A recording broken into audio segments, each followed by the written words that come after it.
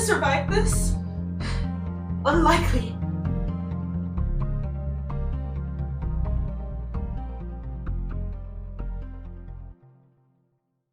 Hello, meddling kids. And their talking dogs. Welcome to Survival Unlikely.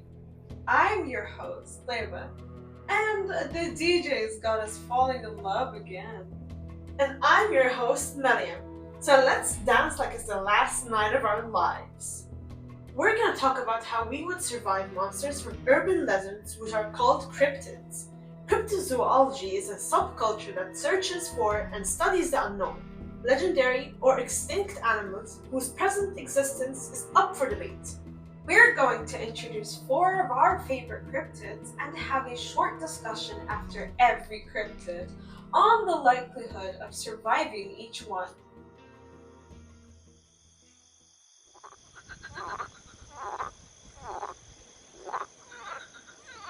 In the mid-50s Ohio, a traveling salesman reported seeing a 4-foot tall, leathery-skinned creature with the face of an amphibian while driving down an unnamed road. There are different versions of this sighting that vary, such as the man's occupation, the neighborhood, the number of cryptids sighted, and what they were doing. When it comes to this cryptid's powers, they are said to wield wands, emit a mesmerizing aura, and communicate telepathically. Now, I pose the question, would we survive the Loveland frog? I would dropkick it. But how? Like this. No, but like, imagine you're driving. Okay, but the thing is, like, we live in a desert climate. Not saying that there aren't amphibians, there are around like the farmlands. But I don't go there that much. So like, I won't, if I find the Loveland frog in Kuwait, I'm gonna be creeped out, not because it's like a 4-foot frog with a wand. It's just a frog. Like, what is a frog doing in Khaitan? This is the bigger question. Like, if anything, I would be creeped out because it's like, what is he doing here? But would I survive it? Absolutely not. I feel like it would just, it would talk to me telepathically that I would just be like, oh my gosh, leave me alone! Leave me alone! Leave me alone! You're a frog! It's gonna be. And then I would accidentally run it over with my no driver's license hands, you know? Honestly, with the amount of animals that I have, I feel like one of our geese would just attack him. Feed it to the geese.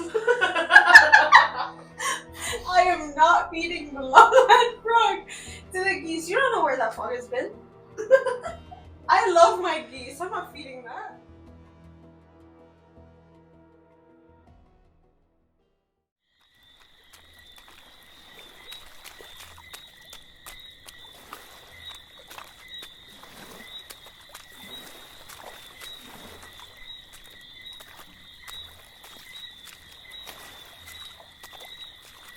In the 1900s, 2 men walk down the Nile River in the dead of night. One starts to hear a sweet, hypnotizing voice. Mesmerized by the beautiful singing, one man gravitates to the Nile, while the other desperately pulls him away. If he were to fail, his friend would be lost to the river, and if he were to be successful, he would become the next target of the maiden. In some variations of the legend, the men are enchanted and called from their homes, never to be seen again. Despite all the versions, the banshee always claims her victims. Now I wonder, would we survive the Nile banshee? I would survive her. We just join her, you know? Yeah, because we're a girls through and through.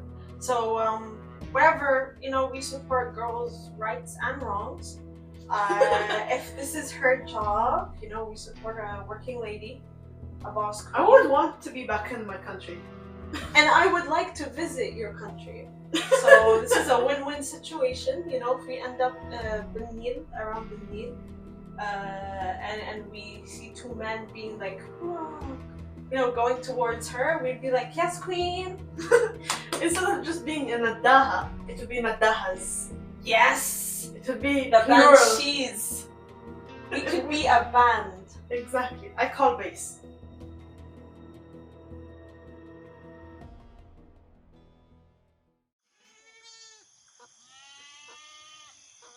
In March of 1995, 8 sheep were found dead on the island of Puerto Rico, completely drained of blood. There were puncture wounds visible on their chests, but the bite marks couldn't be matched to any known animal. It's only several months later that eyewitnesses came forward claiming to have seen a bipedal, dark red-eyed, canine-looking creature with spikes along its back. From these sightings, the chupacabra got its name, that is derived from the Spanish words chupar, to suck, and cabra, goat, making its name goat sucker. Now, I pose the question, would we survive the chupacabra? So, would you survive the chupacabra? I wouldn't even go near goats, let alone the chupacabra. Ah, so you're more scared of the goats than you are of the chupacabra. Okay, the chupacabra comes out at night, right? Yes. You think I would be in a farm at night with goats? Ashhadu an la ilaha illallah. Okay, you wouldn't, but I would. Did you forget I have goats? So, okay. I would survive the chupacabra, but I don't think my goats would. Actually, no, my goats are pretty hardcore. I mean, if they chew my shirts, I think they would give the chupacabra a little head in, like, okay, Yeah. don't do. I think my dad would domesticate the chupacabra. I think I would have a pet chupacabra.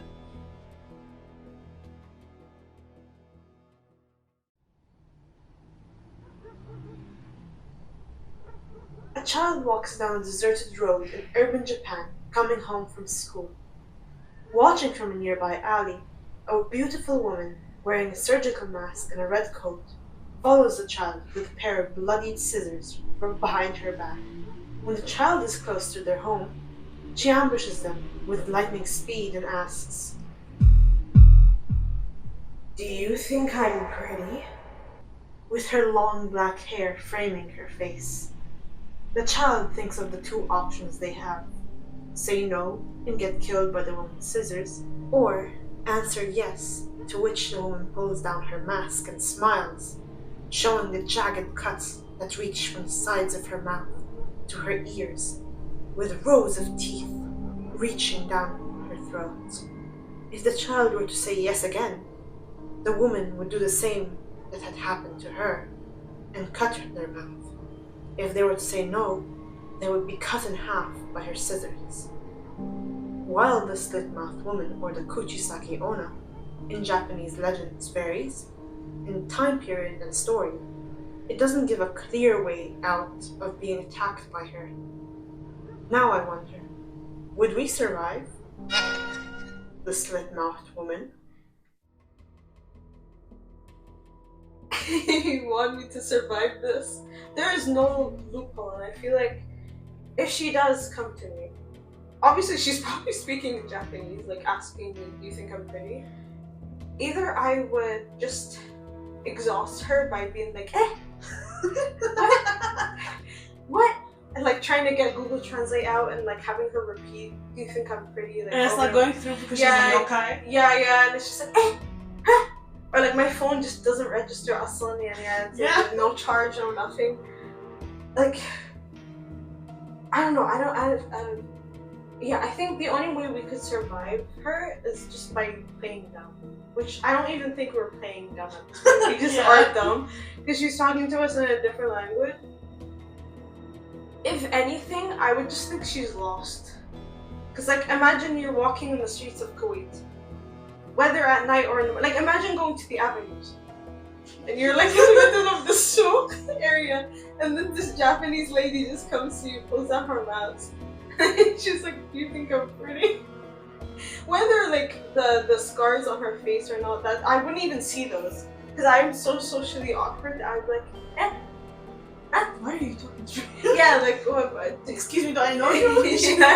do you need me to take you to the information office? Like, or I just go full Muslim. One Bismillah and she's gone. For the record, the Bismillah would work because she is a spirit, an evil spirit technically, called a yokai, or an oni, more so a demon. So that's why it would work.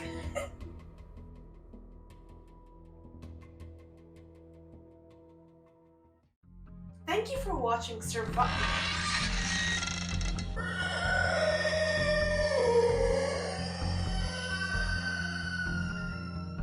Oh, come on!